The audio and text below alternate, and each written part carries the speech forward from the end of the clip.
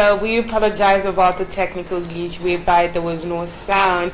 But anyway, once again, welcome to Morning News on TechMac TV. My name is marvelous to name Chibagidi, and joining me this morning is the beautiful Nicole Madziwa. Thank you so much for tuning in and watching TechMac TV.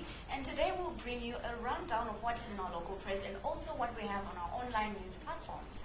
So here are the headlines. From the Daily News, it reads, Zanu PF squeezes MP over Chamisa. And from the Newsday, it reads, EU Envoy in public spat. The Herald reads, Zim business community positive about Russia prospects. The other headline reads, Rule of law is for us, ED, and 25 new buses for civil servants launched. That's the Herald.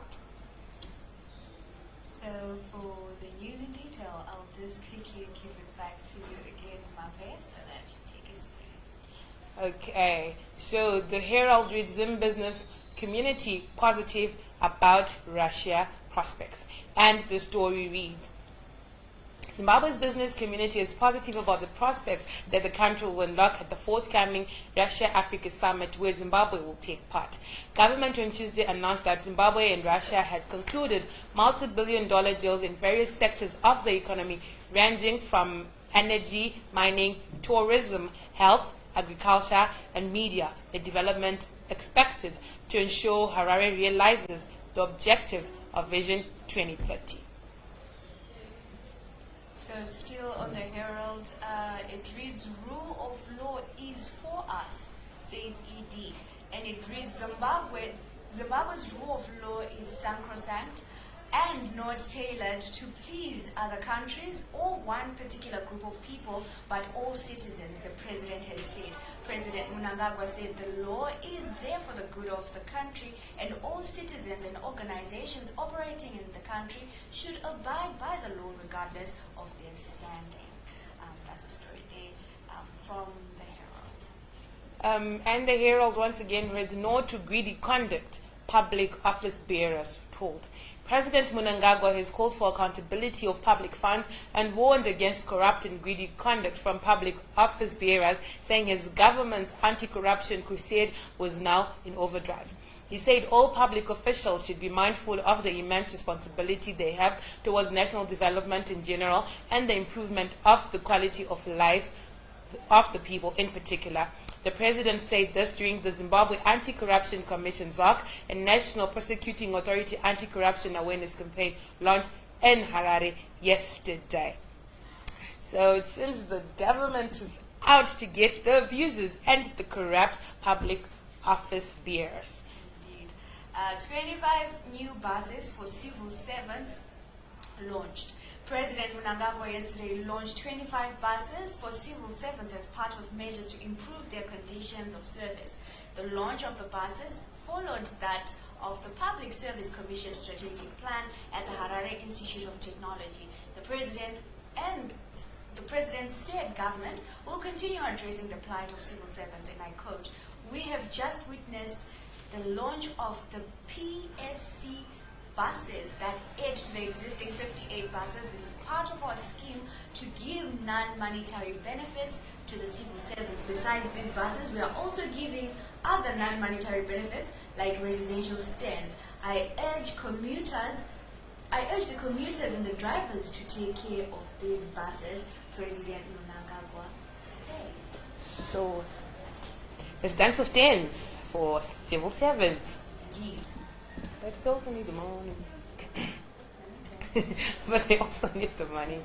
So from the Newsday, it reads EU Envoy in public spat.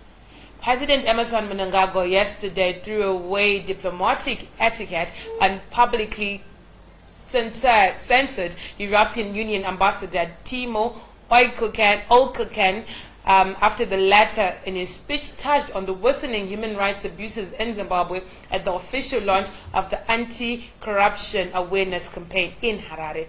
Mnangagwa could not stomach it when Olkonen raised the issue of abuse of human rights and police clampdown on civil society at a platform where all attention was supposed to be directed on fighting corruption by the Zimbabwe Anti-Corruption Commission, ZAC. And I quote, "Your Excellency, you referred to human rights. However, this platform was for corruption. I urge civil society to restrict themselves to their mandates. The rule of law observance is not needed for the purposes of pleasing other countries. We need it because it is proper for ourselves," he said. Oh, so then this makes sense with the Herald story. But, well, despite it being about corruption, well, he took it, the Envoy took it upon himself to also mention probably the West and the European Union's disgust at the decaying uptake of human rights in the country, and I'm sure that did not sit well with His Excellency. So moving on to the daily news, Zanu PF squeezes MP over Chamisa as an INOCA's call for inclusive dialogue takes ugly turn. Okay, so the story there from the Daily News reads, in a surprising development, the ruling Zanu PF has suspended its Member of Parliament for Chiwi South, Kila Zivu, after he recently implored First Lady Auxilia Mnangagwa and opposition leader Nelson Chamisa's wives towards her to help resolve the country's worsening political and economic crisis, the Daily News can report.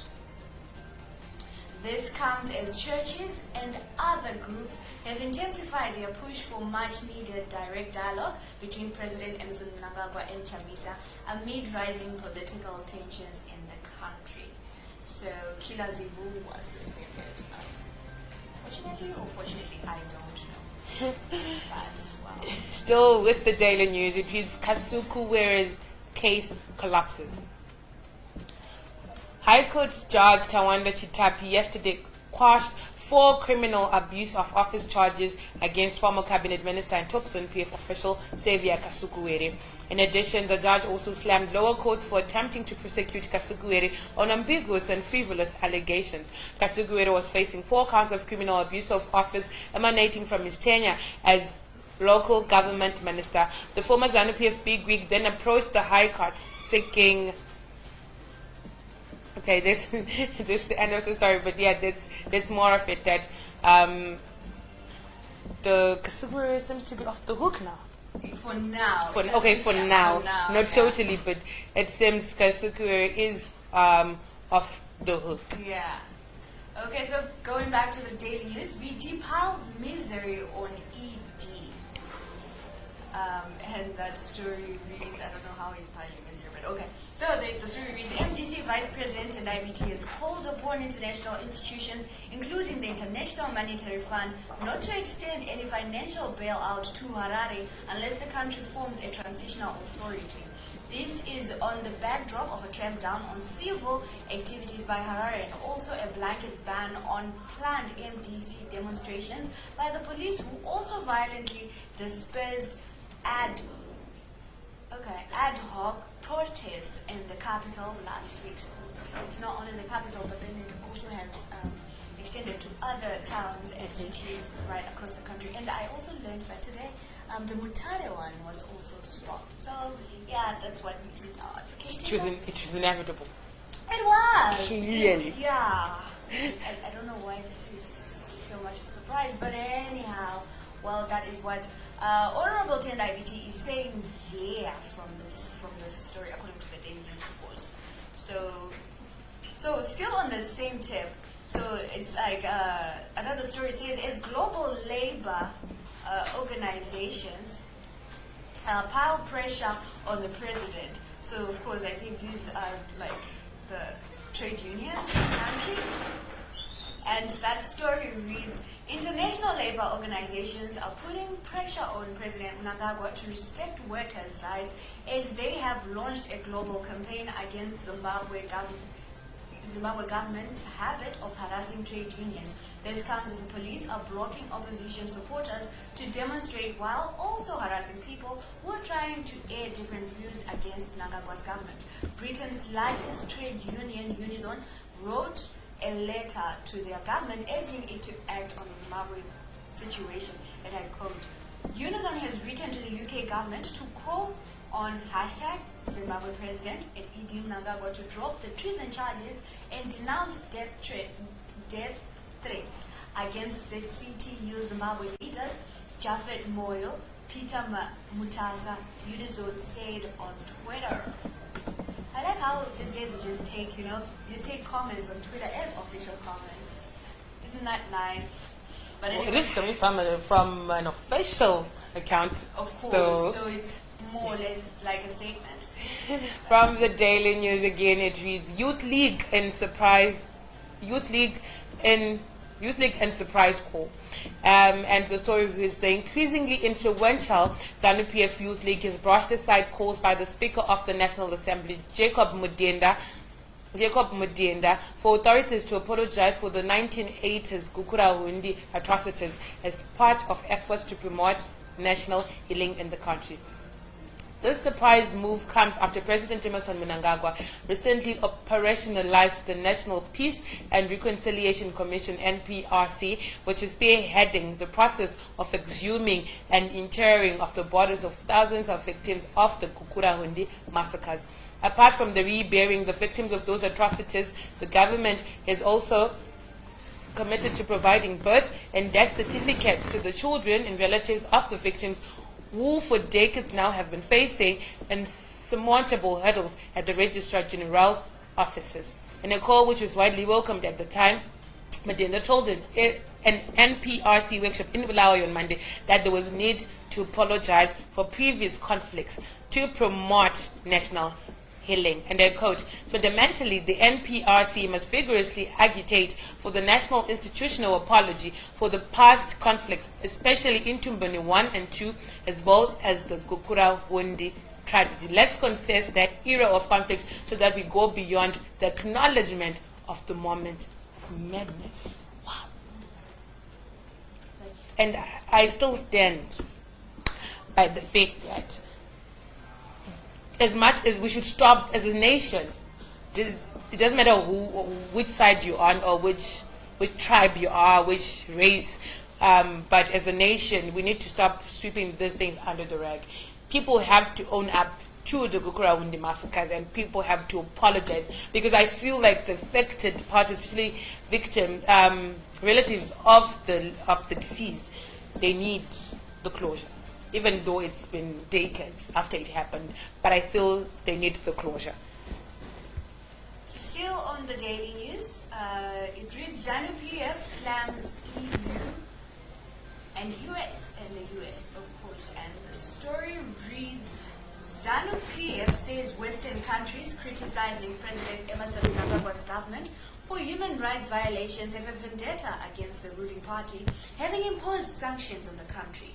This was said by ZANU-PF spokesperson Simon Kayamoyo yesterday while responding to a joint statement on Wednesday by heads of mission of the delegation of the European Union, France, Germany, Greece, the Netherlands, Romania, Sweden, and the United States, as well as the head of mission of Australia, Canada, and the United States of America, who accused Mnangagwa's administration of intimidation, harassment, and physical attacks on human rights defenders, trade unions, and civil society representatives, and opposition politicians. And I quote, everybody knows that they, in the West, in brackets, they have never liked us, having imposed sanctions against the country, and now they accuse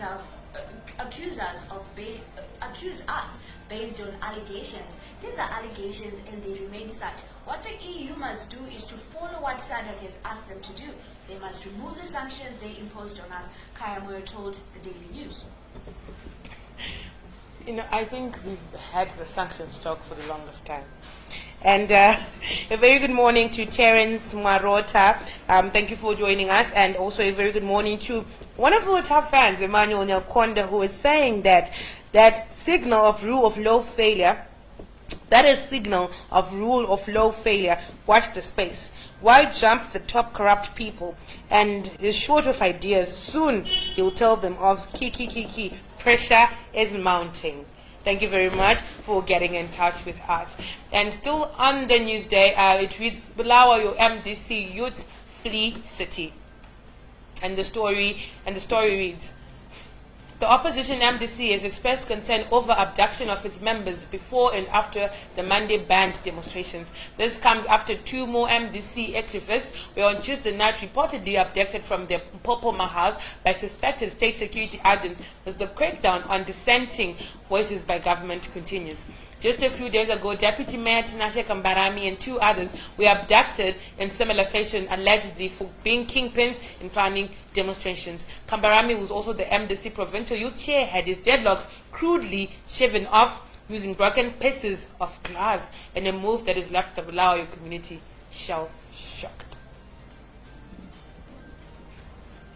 I don't really know what to comment to that.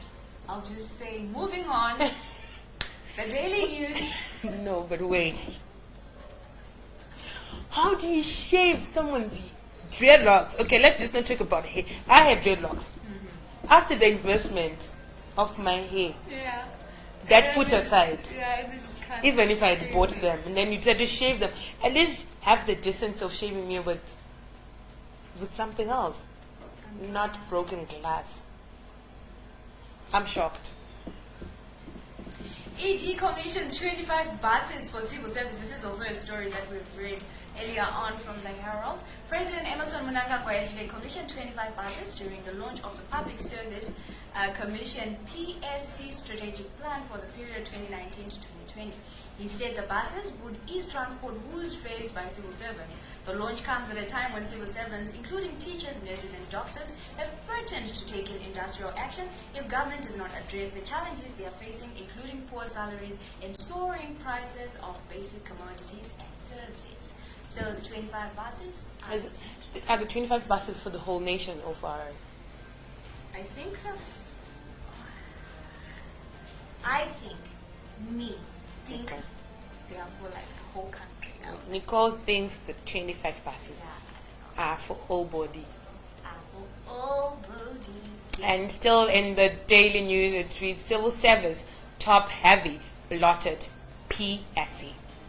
Government admitted yesterday that it was bloated and had a top-heavy structure with some key departments manned by second-class professionals owing to poor salaries and conditions of service. The Public Service Commission PSC revealed this while unveiling its SWOT strength, weakness, opportunities and threats analysis during the launch of the 2019-2020 Civil Service Strategic Plan by President Emmerson Mnangagwa in Harare.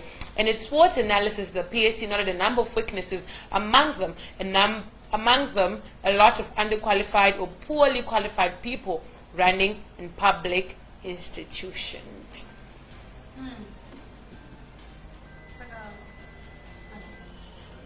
Do you want to comment? No. It's bloated. Do you know the feeling of being bloated? I know. It's like the entire time. It's like a contraction that doesn't go away. Exactly.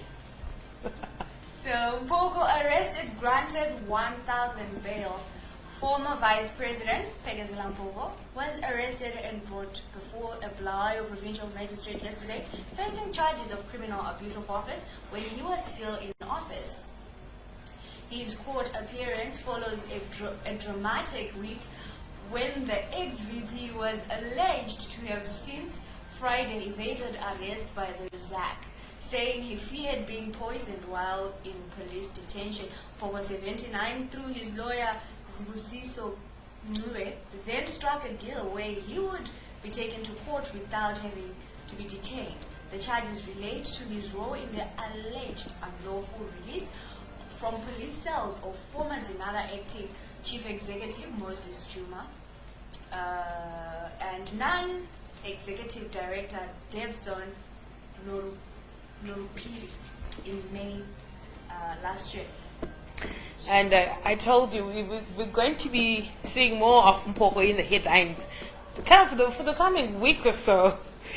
Since last Friday, when the video of his wife and his daughter talking to the guys who had come in to arrest the ex-vice president in his Bulawayo residence. And once again, thank you to Matilda for tuning in. And she says, looking good, ladies. Sound is great today. Thanks for bringing us the top stories. You know we're always at your service, and thank you very much for the compliment. And Emmanuel Nkonde is also commenting that external forces looming And this is still the Newsday, and it reads, Ganga implicates Mugabe in his case. The trial of former Minerals Marketing Corporation of Zimbabwe, MMCZ, board chairperson Francis Ganga, facing charges of causing the parastatal to lose over 1.6 million to an Israeli-linked agricultural firm, Petstock Private Limited, commenced in Harare yesterday, with the accused dragging former President Robert Mugabe into the matter. Ganga pleaded not guilty to the offense when he appeared before Magistrate Bianca Makwande, saying the payment to Petstock was above board as it had been approved by Mugabe and the then Mines Minister Walter Chidakwa. But why are they bringing the ex-president into this? Well, I don't know. That's emotional. So what are you trying to say? I'm not saying anything. Well, you're just using a proverb, you know. Yeah. Oh, I know, okay. Yeah. Even when you leave a job. And isn't Chidakwa is no longer Mines Minister? Robert Mugabe is no longer president. Yeah. And all these people are implicated in Ganga's case. This is going to be an interesting one. We'll sure be giving you a follow-up on Ganga's case. And there is $1.6 million which is said to have been used wrongfully. So we'll be giving you an update of Ganga's case and whether the ex-president who is said to have approved this, and also the ex-mines minister Chidakwa will be implicated in this case or not. Mufumira approaches Supreme Court for bail. That's another story that is running through from the Newsday. Former Environment, Tourism and Hospitality Industry Minister Priska Mufumira, who is detained at the Chikurubi female prison on charges of criminal abuse of office after she allegedly swindled the National Social Security Authority (NASA) over $95 million, has approached the Supreme Court for bail after her attempt at the High Court hit a snag last week. High Court Judge Justice Erica Ndewere dismissed Mufumira's bail bid on the basis that there are compelling reasons justifying her continued incarceration, including that as a former cabinet minister, she was at flight risk and could interfere with witnesses.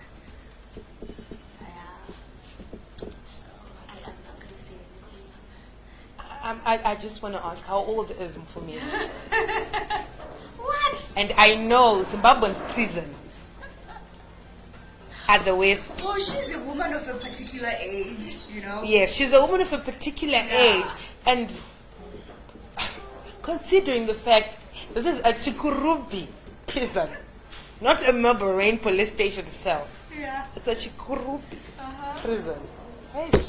So we'll be giving you once again, I'm sure we'll be giving you updates on Mufumira's case and whether she has been granted bail by the Supreme Court or not. But I don't want to imagine. It's like I'm trying to imagine my own mother, you know, in prison. Yeah. And I think my mother is even younger than Mufumira, but I'm just trying to imagine that. But anyway, like they say, Nicole says Mosha Irobi, so we don't know whether she's guilty or not, because they say innocent until proven guilty. But then we'll sure be giving you an update whether she's granted bail or not.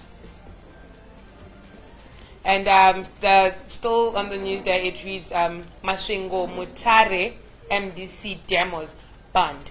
Mashingo was tense and under lockdown for the past 2 days ahead of a planned MDC demonstration, which was banned on the 11th hour yesterday as the President Mnangagwa's administration moved to quell dissent over a tanked economy and skyrocketing inflation. Security forces were also patrolling Mutare streets yesterday after police banned protests scheduled there for today. MDC Manicaland Provincial Chairperson Prosper Mutseyami confirmed the ban after Mutare protest march, adding that they were appealing the matter.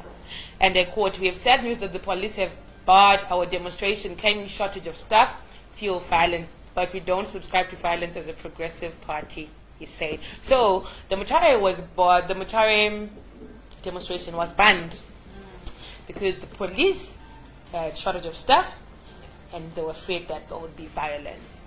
Those were the reasons why the Mutare demonstration was banned. I feel like I'm stuck in a when you start talking about these demos, I feel like I'm just stuck in what do you call it? Like in limbo or something. It's like deja vu over and over. It's like a loop. It's like like that movie where the chick wakes up and then she has to relive her dates or something like that, and over and over and over again till she figures it out. I know, but unfortunately, I don't know what I'm supposed to do. It's like it's just happening over and over again, and it's really depressing. Okay, so moving on to the day. That's a news day right there. SA on brink of further power outages. That is according to ESCOM. An acceleration in economic growth in South Africa could trigger power cuts, with state utility ESCOM Holdings' fragile generation system unable to respond to increased demand for electricity. The energy availability of ESCOM's generation fleet is supposed to be as high as 80%, but is currently as low as 69%, and even a 0.1% rise in gross domestic product could result in outages. Nelisiwe Mabubane, an ESCOM board member, said at an event organized by Afri-Foresight in Johannesburg yesterday. So if ESCOM, the one which is giving us energy, seems to be headed for a crisis somewhere, somehow, I'll do the math. I don't know what that means for our country, but yeah. And remember, ESCOM also, when they recorded their 1 billion loss earlier this year, they said that they would give us electricity provided that they do not have outages themselves. So if they start having outages, stage 5. But anyway, moving on over to you. Stage 5. Stage 5. What will happen? I don't know. And people were making fun. Remember on Twitter, people were saying, stage 4, it's like the Transformers will be taken away. Stage 5. Stage 5 is that part where they get into your house and then they switch off your candles. I know, and they just leave.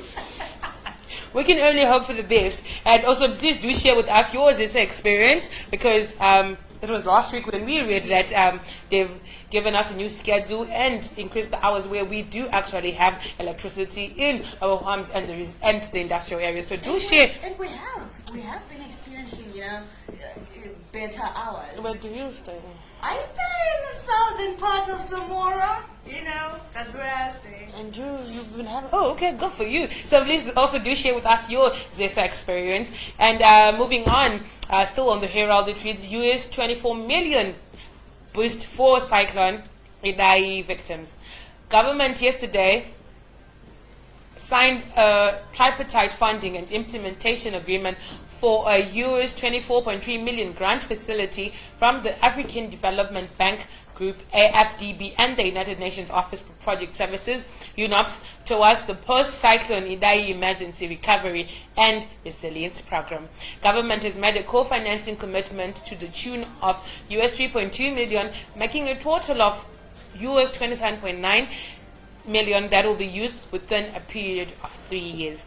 The US 24.3 million grant is in addition to the US 250,000 which the bank disbursed immediately after the cyclone struck. So hopefully that this grant will help with rehabilitation of infrastructure and even also rehabilitation of the well-being of the victims from the affected areas which were affected by the disastrous cyclone Idai. Moving on to the Herald.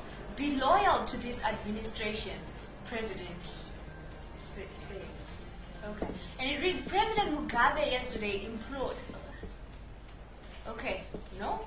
It's not rush into conclusions. Let me just read out what it said. President Mugabe yesterday, but still, man. Nicole, can you read it? Then we all right. But it just sounds wrong. Just to read. Okay. President Mugabe yesterday implored civil servants to be loyal to the government and fulfill its policies that are derived from the ruling party. Zanu PF's manifesto following its victory in last year's harmonized. This is just wrong in harmonized election. Pardon me. I'm sorry. What? Pardon me. What? Wait. It gets worse. The president said this at the launch of the public service strategic plan. So it's clear this is a typo from dare from you? Zimbabwe. No, how dare you? Honestly, how does this pass through 3 or 4 eyes? So we apologize for that, but we are sure they wanted to say President Mnangagwa. Yes. Because the president was at the Public Service Strategic Plan yesterday. Yeah. So it cannot be President Mugabe. I knew this was wrong. It's just wrong from the beginning. I'm sorry. Mugabe is not the president. We apologize for that. I apologize for but that. we were just reading what was written. in the press. I think. So Nicole, please take that again and put the actual name of the president. Okay. President Mnangagwa yesterday implored civil servants to be loyal to government and fulfill its policies that are derived from the ruling parties and PS manifesto following its victory in last year's harmonized elections. The president said this at the launch of the Public Service Strategic Plan at the Harare Institute of Technology. The Public Service Strategic Plan will run up to 2020. So that's what the story is saying. So people should be loyal to the administration, says President Mnangagwa. The new dispensation. Yes. And the Herald Business has the leading headline which reads new currency now priority, and new currency not priority, and this is Ngube. Finance and Economic Development Minister Professor Mthuli Ngube said on Tuesday government was not in a hurry to issue new Zimbabwean dollar notes or coins, but rather focused on the need to replace soiled banknotes and coins. Professor Ngube told journalists in the capital Harare that priority was also on establishing the extent of demand and the amount of physical cash required by the market. The Treasury Chief's remarks follow recent media reports that Zimbabwe will soon issue out a new regime of banknotes and coins after it recently reintroduced domestic currency after scrapping the local unit in 2009. So it's not a priority. Yeah, absolutely not. It's like something that they will work on later. The priority is, like they said, the priority is actually fixing the soiled banknotes and coins. Indeed. And why are you smiling though? I can't wait. Why are you smiling? I can't wait. Please. Zimmer conducts digital health symposium. The Zimbabwe Medical Association, Zimmer, yesterday actually, the Zimbabwe Medical Association, Zimmer, yesterday brought together health practitioners across the country to discuss the state of the country at the state of digital health in the country at the annual scientific congress, which was running under the term Zimbabwean Expressions in Digital Health. Present were medical practitioners, representatives from the Ministry of Health and Child Care. Speaking at the Congress held in the capital, researcher Dr. Van Stam said digital health will change the nature of access to health and will also change the speed of interaction. It will also provide interruptions while working changes in health practitioners' skill set. During the symposium, most of the speakers were highlighting on how digital health or e-health is in line with the Sustainable Development Goals, which Zimbabwe, along with other 192 countries, is a signatory of. So moving on to, this is from Technomac, which you can access on www.technomac.co.zw. So this is the online tech news. So AFRICOM Sophos conducts cybersecurity workshop. AFRICOM, in partnership with Sophos Zimbabwe, has conducted a workshop in the capital to raise awareness on cyber threats, cyber risks, and appropriate response options for both the public and the corporate world as they make use of the web. In an interview with Technomac on the sidelines of a workshop in Harare yesterday, AFRICOM marketing executive Kevin Nyakocho says this initiative is set to ensure that users are empowered with the knowledge and sense of shared responsibility to practice safe and informed behaviors on various online platforms. And also on our site is a headline which reads: Fire sets in motion ferrying of nurses, doctors to work for free.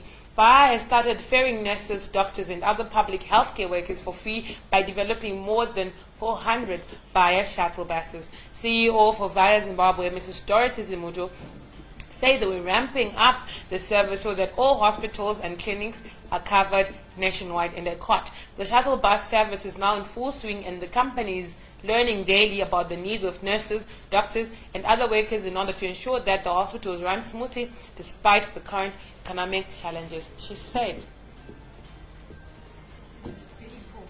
Yes,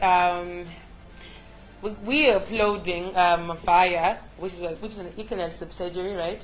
We are uploading VIA for this initiative, and it also helps cushion them as they with the shuttle service. The healthcare workers won't have to be spending money on their bus fee. EU bloc and the United States slam Zimbabwe over demonstrations. That's another story that is on www.techmag.tv.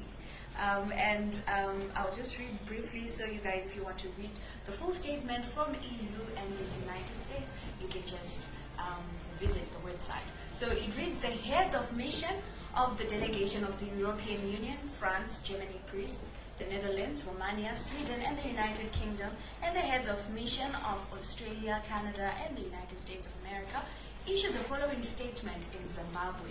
Intimidation, harassment, and physical attacks on human rights defenders, trade unions, and civil society representatives and opposition politicians prior to, during, and following the demonstration in Harare on August 16 are a cause of great concern. The Zimbabwean constitution guarantees the right to personal security from violence and prohibits physical or psychological torture. The heads of mission urge the authorities to respect these fundamental rights and to hold perpetrators of violence legally responsible. So this is also, we got a bit of this from the Newsday as well. So if you want to read the full statement from the EU blog, you can just visit www.techmag.tv. So it's www.techmag.tv. Thank you. Yes. So for more of tech news, please go on our website. That's www.technomag.co.zw. Anything else from you, Nicole? Nope. We are done. Today we are done. And the highlight of the day was the era from the I heroes. mean, really, you guys. I mean, really. So I'm sure from the stories we've read today, we'll be having more from Mira in the press. The coming weeks, more of from the courts, more of Kasuku's case. Exactly. More from. I'm surprised Super is not in the press this week. But anyway, there's a story for another day. We'll not go on that. And more also of Gujanga's case, where he's talking about the ex-president and the ex-minister of mines. So for me, Marvelous Chibagidi, and the crew behind the scenes, it's been lovely having you people, and thank you very much for watching. Don't forget to go and like our Facebook page. There's Technomag ZW and also Technomag TV, and also follow us on Twitter, Technomag ZWN at Technomag TV. I hope you have a good day, and bye for now.